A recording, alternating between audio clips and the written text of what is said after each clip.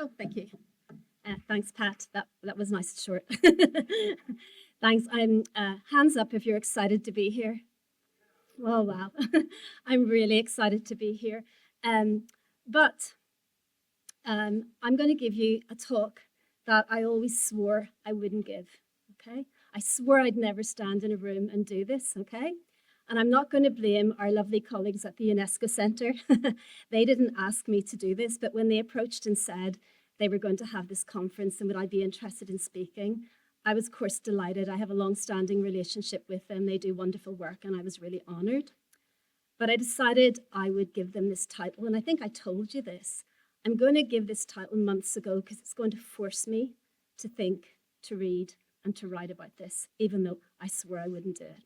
So this is the first time I've done this. Oh, it's not moving for me.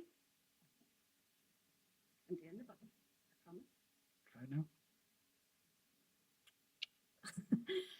So I've spent 20 years really looking at the how. How do we do it well? How do we make it meaningful? How do we include all children? How do we make sure they're actually heard? How do we get their views to the right people?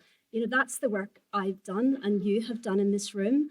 And that work is not finished. It is not finished. We have so much more work to do. And I know we're going to hear incredible presentations on that in the next day and a half. And that's why I'm really excited.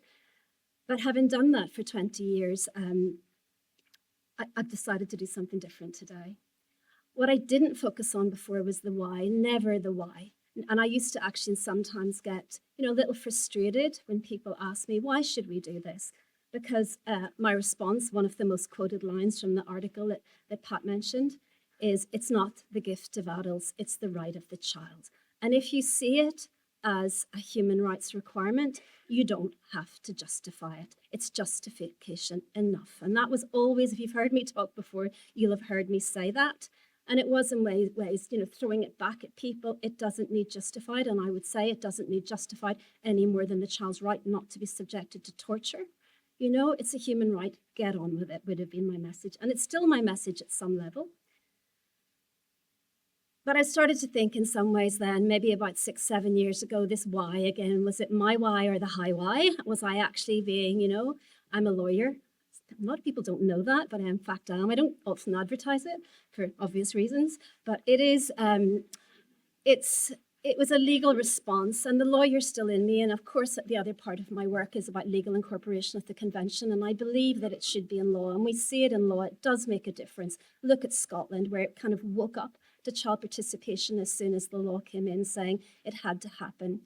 But for most of the rest of us and the rest of the world, it's not in fact in our domestic law. It's in the Convention on the Rights of the Child. And that implementation gap gives people an excuse. You can't actually say it's domestic law, and we lose some people at that point. But I'd insist anyway, it's the law. It's the law. And I think for some people that is important and it convinces them, but not for most people is what I think I've come to realize. And so in the next phase, I started to think, okay, if I can't just say it's the law, get on with it. I'm going to start thinking, well, why is it in fact a human right? And if I maybe just talk about why anything is a human right, people will listen to that and they'll do it because they'll be convinced they should comply with human rights. And again, for years, even as last week, I talk about why it's a human right, and I talk about things like dignity, equality, and respect for human worth. And I think that those are very convincing moral and legal arguments as to why we should listen to children. And then when you start to look and read about why anything is a human right, there's a huge literature on human rights theory, and it doesn't agree. It doesn't agree. Of course it doesn't agree, and that's a really healthy and good thing. And these are some of the names. I've called them the big boys, and they are, in fact, of course, all men. But these are the people who write about, the right to have rights and where rights come from, issues like dignity, agency, but of course not for children when you read Griffith, and then RAS, the interest theory.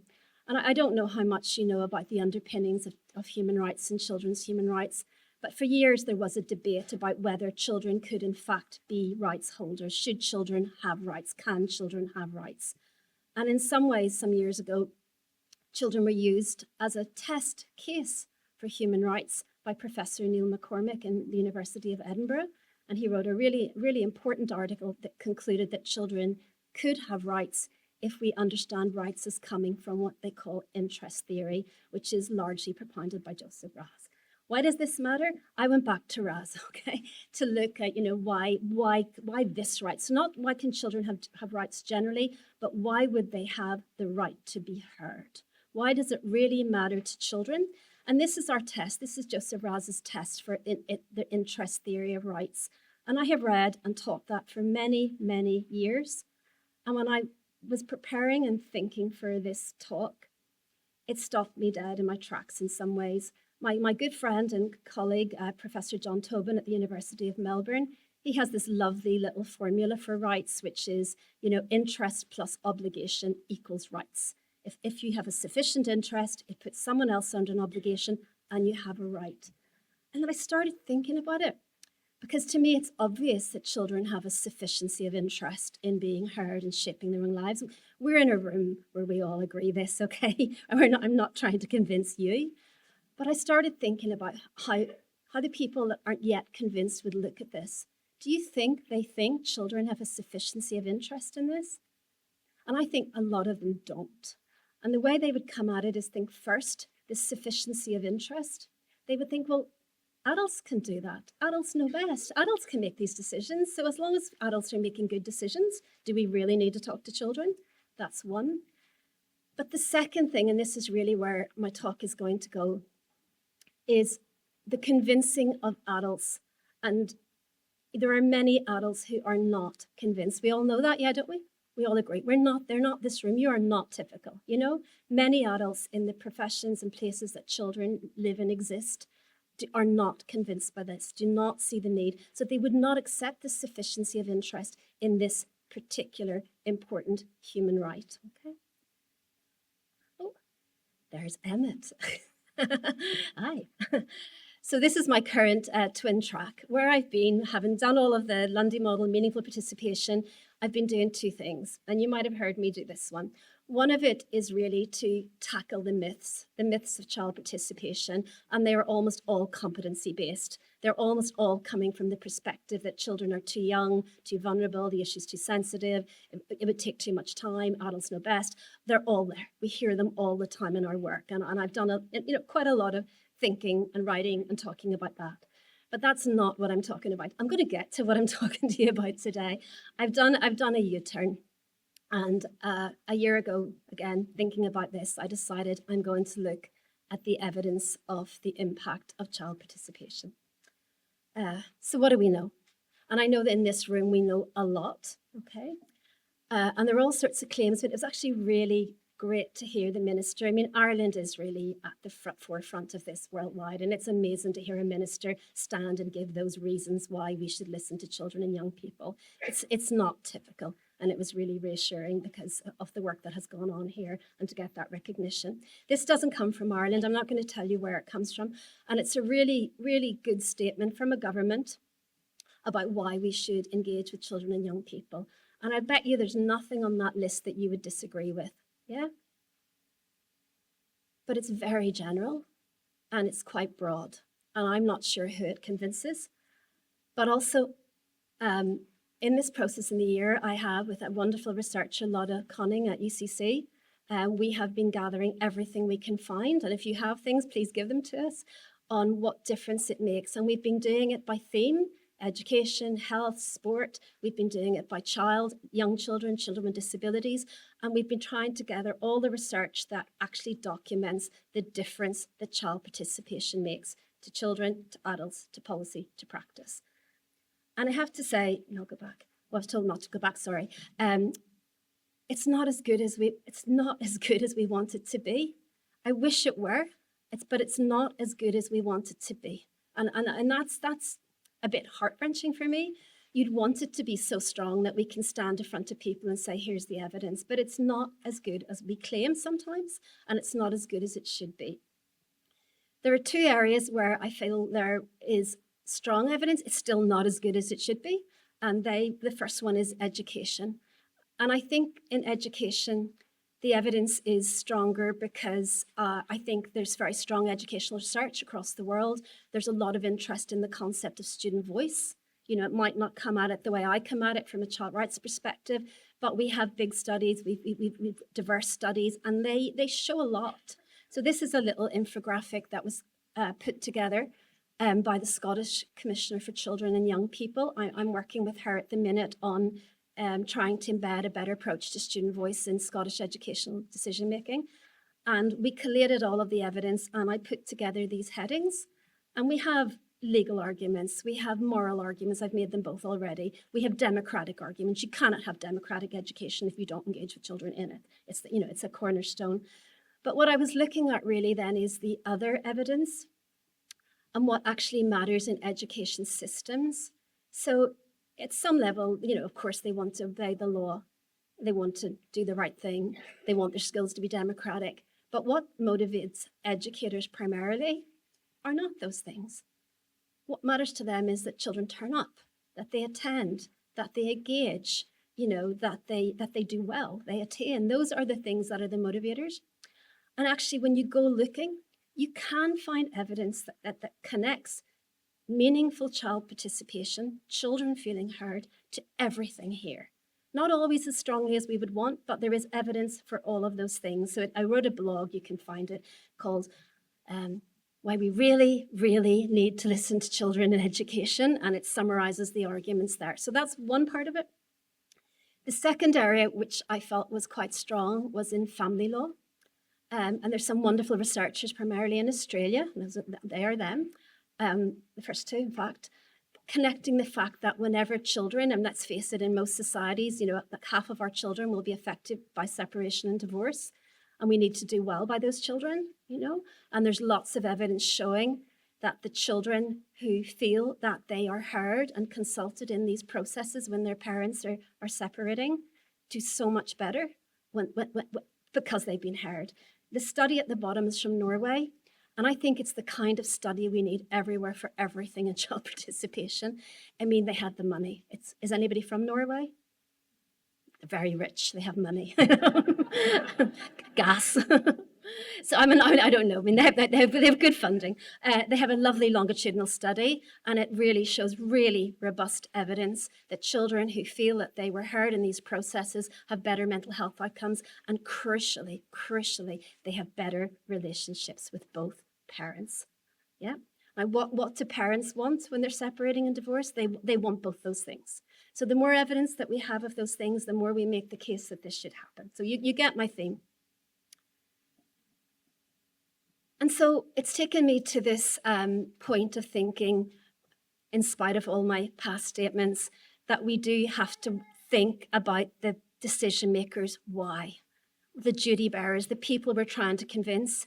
It's not just the human rights argument and not just the legal argument. What is their why? What is their why? Okay.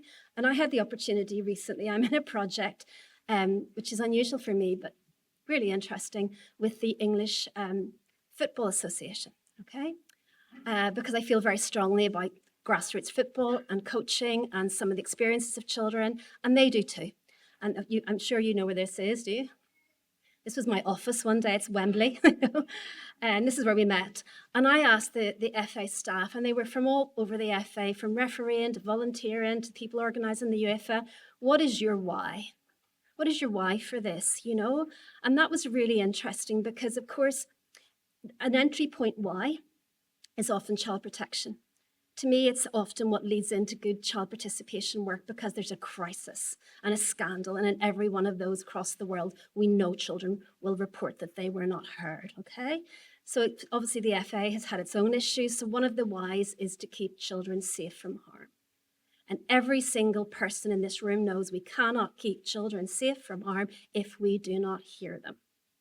And they won't talk to us if they don't feel safe and comfortable. So that absolutely in itself is, to me, an argument for child participation that needs almost no more. Their second why was they want to keep children playing the game, almost as a business interest at some level. Keep them in the game, keep them buying the shirts. They're not like that, but, keep them in the game. But the thing, of course, their why is it's a competitive football game. They want to win. The kids want to win, they want to win matches. It's normal for football. And that was really interesting to me as well, because we're gathering the evidence then of the fact that whenever coaches listen and engage with children and hear what children want to get better at, what they're frightened about, what position they want to play, what they don't want to play, all of that, in fact, improves the children's ability to play the game. And the children doing better at the game improves the game and improves the outcome that they want.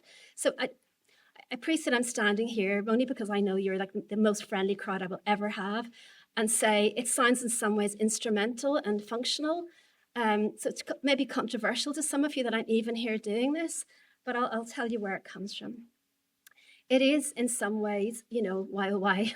I got carried away with my whys, Why oh why? Does that even matter? And I think we all know it, that convincing them on the things that matter to them often determines whether they do it at all. Whether you get the entry point with people in different contexts, whether they do it well. Because actually, if they're more convinced it's valuable, they're more committed to doing the kind of work in the ways that we are here to discuss and the ways that are really important to us. But this one is the one that I think was the turning point for me, is whether they continue to do it. Because I think we are losing ground, at the minute, and we haven't done that in the 20 years that I have worked on this. There is so much pressure on our services, so much pressure on resources, and I think there are cuts. And one of the things that is often easy to cut in terms of teams is child participation, because it's not seen as directly service delivered. And we all know how short-sighted that is, yeah? It's so short-sighted. So we have to have the evidence to hand to show why that is in fact the last thing to cut. In some ways, if you want to do it well, if you want to save money, you don't want to waste resources, you need to engage with children and young people. So this is where I'm at. I tried to summarize it. And that is, of course, it's a human rights entitlement. And of course, we should not have to say any more than that. We should just be saying, that's it, get on with it. But unfortunately, I don't think that is where we are currently at. And I think there's still obviously a need to show this impact. And I'm really interested in the Padlet. And I think one of the things I would love in the Padlet, I'm sure you're out there, many of you gathering this and finding evidence or finding something that you've read that is convincing. And this could be a really wonderful opportunity for us to start to share that, to build our case. So the evidence isn't as robust as I said, as we claim. And I also think in some ways, I've been trying to piece things together, trying to make sense of everything I'm reading. And we're never going to have proof. What is proof? We're never going to prove it as such, I think, because it's so connected to so many other things that you can't just distinguish it in some randomized control trial and show that if you do this, then that. It's not, we're never going to have that what works. Well, maybe we're not never. Oh, so there you go. I don't know. Okay, let's talk about it. Okay, but we need better evidence. But this is the thing, I suppose, in some ways, I probably haven't done enough on, and there are people in the room like Kath Larkins who have done much more on this. But it backed down to this thing. When you look at, when I'm reading and reading and reading, all of it ultimately starts with relationships between children and adults and the quality of that relationship. And it's not just about being heard, but you don't have a high quality child-adult relationship unless the child is heard, unless the child feels that their views matter, that they are listened to, they're taken seriously. And it's that starting point, whether you're in education or sport or health or social care or wherever, it boils down to this. And in all of the literature I'm reading, it's not necessarily the most upfront thing, but it's always there. Okay, and I just took this example from education because I was speaking at something on that. And I was trying to piece it, and I can't. This is in some ways quite simplistic and naive, but it does seem really strongly to me that if a child feels that they matter, that their views are sought and taken seriously by an adult in their context, it does create that sense of mattering and belonging. And if we take it in school, the child that feels heard, practically, and we know there's an issue with children's attendance post-COVID in every context, everywhere. We're not going to be able to work with those children to bring them back to school unless we know what their issue is. And it's not ever the one thing. It'll be a diverse mixture of things for that child. And so we need to work with that child to understand what it means for them to feel they can come in, that they belong. And if we do that, we're much more likely to have the attendance and the engagement. And if they do attend and they do engage and they're then heard in that context directly in their classroom or whatever, that will build their self-confidence and self-esteem. And then they will be much more likely to express themselves. So you get into this virtuous circle, don't you? And I feel almost like we can get the evidence from A to B and from B to C and C to D, but we can't take A to D. It's in these little steps of evidence, but I think we need to create these pictures. And I didn't do the reverse, but you all know the reverse. The child that isn't heard, doesn't feel like they belong, doesn't attend, doesn't engage, drops out, and then, of course, whatever trajectory that brings them to. So it's so important. So to the last section of the talk, why should this matter to you? I hope I've convinced you that it does, and what can you do about it? I said to everyone I've spoken to this morning how excited I am to be here. You all put your hands up too. This is a really special space. I go to a lot of conferences, but I don't remember ever being at a conference which was solely about child and youth participation. It would be child and youth participation in education, in health, in care. We are here just because we are this community and we are an epistemic community on child and youth participation. You are important. I think I said to Kath this morning, these are our people. So excited over breakfast, the pair of us. And I got this definition just off the internet about epistemic communities benefiting human welfare by persuading decision makers of the goals they share in their particular domain of expertise. That's my call to you, to us together, to form and be a supportive epistemic community. And as I've already made this point, why does it matter now? It matters because budgets are being squeezed in practice, as I said, and we need to be able to convince people. Also for us to speak into the research community. We've always found it a challenge when we put our grants in and we put our child participation element and we say things like, we don't know. We don't know. We don't know what will happen because the children will decide. And that we've always had that resistance to our own work. So there's that. And then also we are the target of criticism. Like, let's not pretend. Who else received criticism for their work? That somehow yeah, of course we have. The worst of it, the best of it is just, we don't really have time and does it really matter? The kind of apathetic.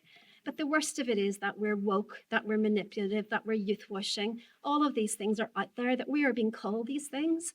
And maybe some of us are, maybe some of that work is. And of course, one of our jobs is to critique, to look, to say, to call, to critique, to reflect, to think of better ways, because we haven't. We're not there yet. We're not there yet. But we still have to make the case. So that was just to say, one of the things the critics all have in common is what? They never actually engage with children and young people. Just said, that was just my point. And so I finished up as editor of the International Journal of Children's Rights last December, which was a great honour. And I wrote an editorial, a call to the research community to be respectful, reflexive and robust. And a kind of reflexivity, I was thinking and arguing to the researchers that there's so much research out there that actually goes without ever talking to children and young people. And I was calling to my community, the children's rights community, to be reflexive about that. If you're writing about children and childhood and you're not talking to children and you haven't engaged with what they've said, you need to own up. It needs to be like almost a statement you make, like an apology, or a caveat, And I'm not saying that all work has to directly involve children. It can't, and children don't want that. But I think in some ways that reflexivity about the fact that we have not, And so, how long do I have? 5 minutes? Yay. Yeah, we're nearly finished. You'll be glad to hear. Children's why. I didn't want to forget that. I didn't want to come and stand and say, we need to know what adults want and give it to them. We do. But it's really important that we understand children's why. I did a little bit of work in the last couple of years with the government of Malta, and we worked with the Children's Ombudsman there and the youth panel, and they created their why. That they want, what was their why? And these were their whys, the things that really matter to them when they engage. And they're not necessarily our why. They want to make friends. They want to have fun. They want to learn new skills, But I want to point out the last one on the sheet. I felt like I made a difference, I felt like I made a difference is often children's why. And that came back to me Well, I'll do this one first, and then come back to you. This was a statement that was given to me years ago. It's a young woman who was on the Care Experience Council of Leicester City Council, and they were launching their strategy that was based on the Lundy model, and she gave a speech about the Lundy model, and it gives me shivers. You know, every time I read it, I see something different. But look at the thing I've bolded. I'm often quoting what she says about space and particularly audience, which I love. But you know, to be able to make a difference in this group, her motivation, why was she involved? Why was she giving her time? And whenever I then met with her online, at the time it was during COVID, and she was saying, you know, I have 2 siblings in the care system, you know, and I want it to be better for them than it was for me. And this makes me feel I'm doing something. You know, it's that motivation to make a difference. There's also a really lovely training pack that's been made by the University of Bedfordshire with young people who've experienced abuse. And again, their motivation, why do it? So we do better by children who are experiencing abuse. So their why is a really powerful why for us as well. So final slide. It's a call in some ways to be an epistemic community. And I think what we really need to create today, when I have you all so rare, is a form of epistemic resistance. But of course, our epistemic resistance will not be us alone. Our epistemic resistance will always be with children, led by children, children engaged. Because I think we are in an unusual time. We have done such incredible work. Well done to everybody in this room who works on it. We have made strides. But we're in danger at the minute of losing some ground. And that is why I chose to spend the time that I have this morning talking to you about this possibility. And I think in your work, I'm going to leave you with the thought that when you're doing your work, ask the why questions. Why does it matter to you? Why would this matter to children? What in fact matters to children? And who are you trying to convince? And what would matter to them? And what can we do to convince them more? Thank you so much.